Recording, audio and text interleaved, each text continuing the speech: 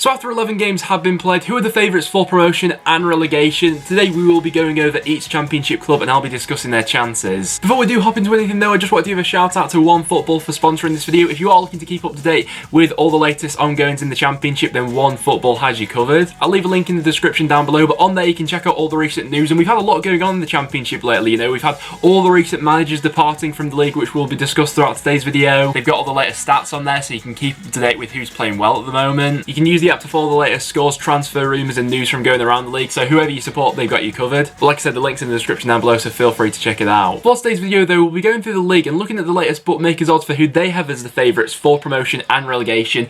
I'll be giving my view as to whether I agree with them or not, because there are some interesting shouts in there. And before we do hop into that, I've also got my September championship team of the month to bring to you guys. So as you can see on screen now, there are my selections for my September team of the month. Do you guys agree with me? Who do you think I should have included that I've left out? So I think I've got a solid team in there. So in goal, I've got Samba, the Nottingham Forest goalkeeper, had an absolutely exceptional month. I've got a back four of Matty Cash, Che Dunkley, Julian Bourne and Joe Bryan. I went for a midfield five of Tom Kenny, Barry Bannon, Kevin Stewart, Daniel Johnson and Mateus Pereiro, and then a striker of Naki Wells. All of them have done absolutely brilliantly, but it was a tough one to come up with because we had some big performance throughout that month. So as the bottom three currently in real life, we have Stoke City, Barnsley and Reading, but going off the bookmakers odds, this is what the bottom of the championship will look like come the end of the season. So they've got Barnsley rock bottom, Huddersfield above them and Wigan above them in 22nd. Now, we got some interesting shouts in here. So we'll start out with who they've got at the bottom, that being Barnsley, who have recently parted company with manager Daniel Stendel. Now, he was left in a bit of a perilous position after the summer transfer window. Barnsley signed 12 players in that window with an average age of 21.4, so obviously it was clear to see they were targeting youth, but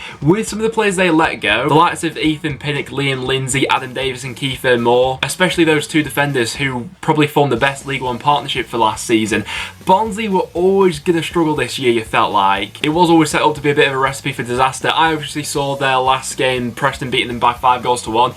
I worry for Barnsley this season because there was no structure about that performance at all. You know, I've seen some bad sides come to Deepdale so far this season, but in terms of a defensive display, that was as bad as I've ever seen it from an away side. Currently, Bobby Hassel, the current youth academy manager, is the favourite to get that job at Barnsley, and whoever does get it, they've got a massive task on their hands. After that, we then had Huddersfield, which surprised me a little bit. They have just got out of the relegation zone after the arrival of the Cali brothers, but I think that Huddersfield did well in the fact that they got rid of Jan Siwa early on. You know, at the time I was fairly shocked by that decision, but looking at, you know, they did manage to get the Cali brothers in the long run, I think that would have been the wise move for Huddersfield, because at this point in time, with some of the other championship clubs who were without a manager, they'd have been number one on their list in my view. So Huddersfield probably did well to act when they did getting rid of Jan Siwa, because things probably would have gone from bad to worse. They do have quality in their squad. When I look at their team compared to some of the other sides at the bottom of the championship, I'd put Huddersfield at a level above. You know, they've got goals in their team with the likes of Carl and Grant. The only thing I worry about with Huddersfield is their defence. I still think they will concede quite a few goals, but under Cowley, I think he'll keep them up. There's the last team in that relegation spot. They've got Wigan Athletic. Now, Wigan, for the sole fact that they're pretty hopeless on the road, probably will be around this region of the table. I feel like they may just about avoid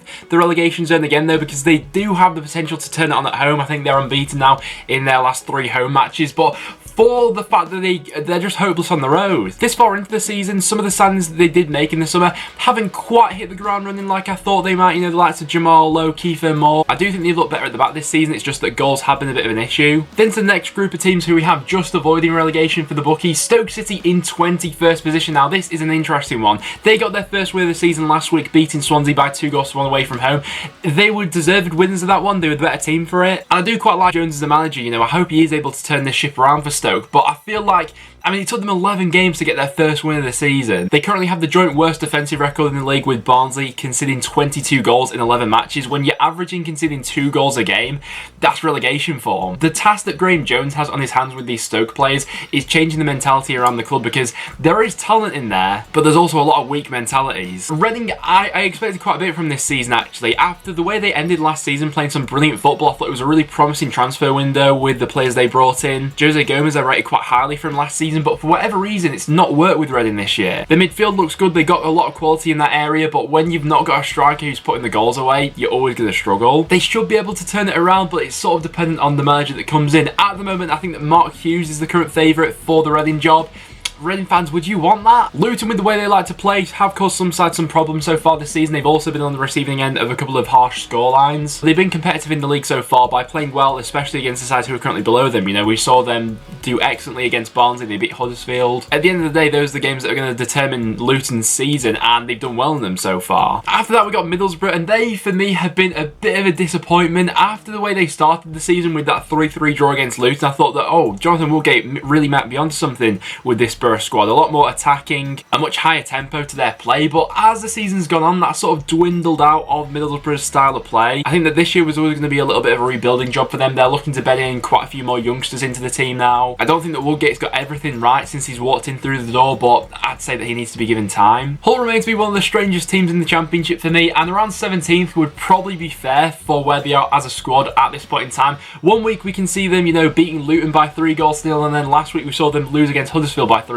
So a really up and down side. Their midfield is their strong point. I still think they are lacking a striker. Looking at Hull compared to all the sides below them, I think they will finish above all of those teams. The next bunch of teams are come to the bookmakers in this one. Charlton 16th, I was a little bit surprised, but I think they will be a little bit higher than that. I think that what I've been especially impressed with by Charlton so far this season is their record against the top 6 has been very good so far. The likes of Gallagher and Williams have got brilliant quality, and then obviously when Lyle Taylor gets back into the squad after his injury, I see them scoring a lot of goals again. They really have been one of the sides who have taken me by surprise so far this season. I was backing them for relegation. I think I had them 24th in my prediction. Birmingham in 15th, I think, is around about right. I still think the Birmingham fans are a little bit unsure on Pep, but overall, I'd say that 15th is probably fair. A little bit of an inconsistent side. They kept it tight in the majority of their games so far. I still think that at times Djukovic as a lone striker is a little bit isolated. That combo of Duke and Che Adams last season, you know, they did wonders together, and you can see that he's missing Adams at some points. But for where they are at the moment, I'd say that 15th is around about right. Millwall in 14th is an interesting one. I could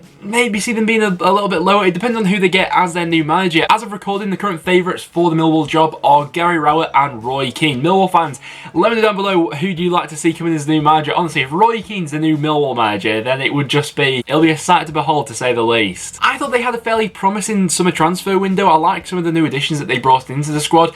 All of the players haven't quite hit the ground running. Derby in 13th is, I think, around spot on for them at the moment. I don't see them challenging the top 6, and I don't see them being threatened by relegation. I see them being a bit of a sort of meandering season. I think that everyone's interested to see the effect that Wayne Rooney's going to have on this squad when he comes in January, but for the time being, I don't see Derby's much better than that. Blackburn's a bit of a tricky one. I could maybe see them finishing a little bit lower than 12th, but still in that region of the table. I think that there is an argument for Blackburn at the moment, and Tony Mowbray. Has he taken this Blackburn side as far as he can take them? I think that Blackburn sort of find themselves in a similar position that North End found ourselves in under Simon Grayson, where a good solid Championship manager, but is he able to take Blackburn to that next step and, you know, really break into the top 6? I'm not so sure at the moment. They have spent, you know, quite a lot of money, it has to be said. So there is a certain level of expectation at Blackburn. I can't see them finishing, you know, any lower than sort of 16th, but equal to that, I'm not sure if I can see them finishing any higher than 10th. According to the bookmakers, these are the teams who are going to be just missing out on the playoffs. QPR in 11th have been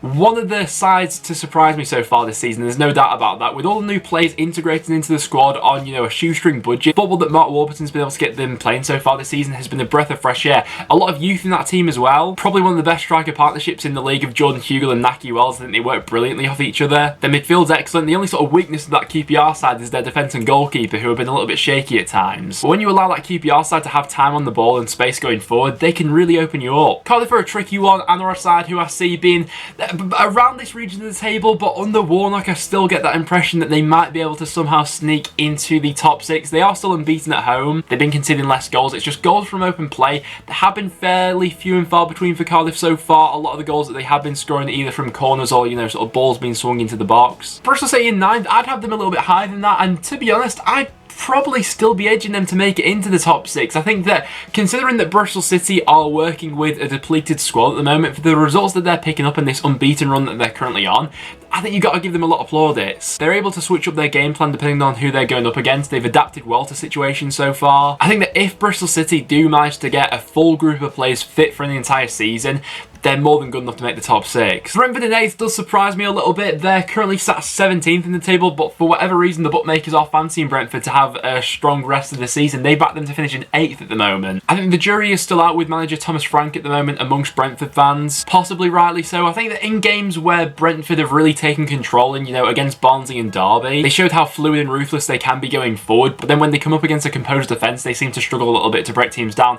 I would be surprised to see them as high as 8th, judging by their form so far this season. I think they're a bit too inconsistent. And in 7th, they then got Sheffield Wednesday. Under Gary Monk so far, I think they've been going fairly well. We've seen them being a little bit up and down so far. They had that brilliant game against Middlesbrough where they put 4 goals past them, but then they lost the following week against Hull. I do like a lot about what that Wednesday side has to offer though, and I still feel like Gary Monk's a fairly underrated Championship manager. When he came in at Wednesday at the time, I thought it was a good appointment. Stephen Fletcher's been bagging the goals in for them recently. Barry Bannon's been excellent in midfield. There's definitely potential there for them to make it into the top 6. They got Forestieri returning soon as well, so they're the one to watch out for. Moving into the top 6 though, judging by Sky Bet's odds at the moment, Preston North End will be finishing 6th this season, and I mean, I would snatch your hands off right now for us to be finishing there. Obviously, we're 3rd at the moment, currently are the Championship's top scorers as well. I think we've shown so far this season that when Alex Neil does have a full squad available to him, we're not a bad side. He likes to make changes and tweaks week in, week out. Daniel Johnson's form has been absolutely miraculous so far this season. No player has been involved in more goals than DJ so far this season. He's also got the highest average match rating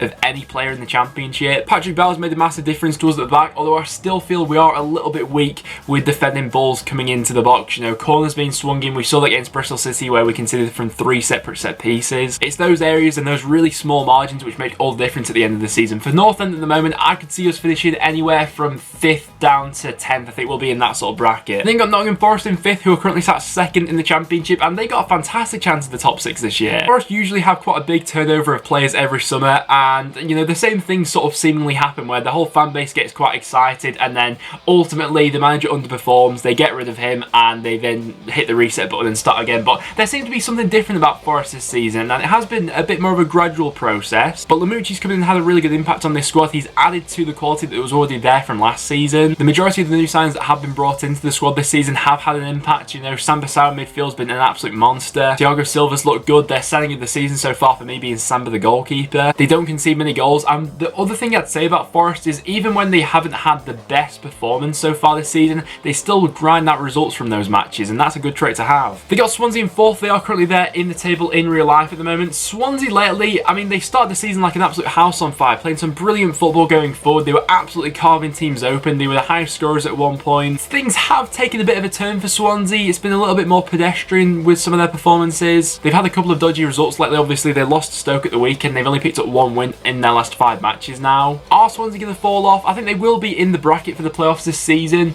Maybe not as high as 4th though. In 3rd, the bookmakers have Fulham. They were by far, I think, one of the favourites at the start of the season. But so far this season, Fulham have been an interesting side to watch. I think that going up against the sides who are in the sort of bottom half of the table, they've absolutely obliterated some of them. But when they've come up against the sides in the top half of the table, we've seen Fulham come unstuck in quite a few of them. I think that if Fulham are going to go on to get automatic promotion this season, they just need the plan B really. But even with Fulham in 7th at the moment, with the squad they've got, I think I'd still be backing them for a top 3 finish at least. And that of course means the top 2 for the bookmakers this season is going to be West Brom and Leeds United. They're still adamant that Leeds are going to win the Championship this year. I'll leave a poll for you guys to vote on because I am very interested to see who you guys have got for winning the title at this point in time. In terms of the season as a whole so far, West Brom probably have been the best side. They're sat top of the Championship. They're there for a reason. They've scored 21 goals so far. Only Preston North End have scored more. I think after seeing the start to the season that they have had, you couldn't really argue with the fact that West Brom had the best summer transfer window. All the players that have been brought in have had such an impact on that squad. They've really freshened it up from last year, and after losing the likes of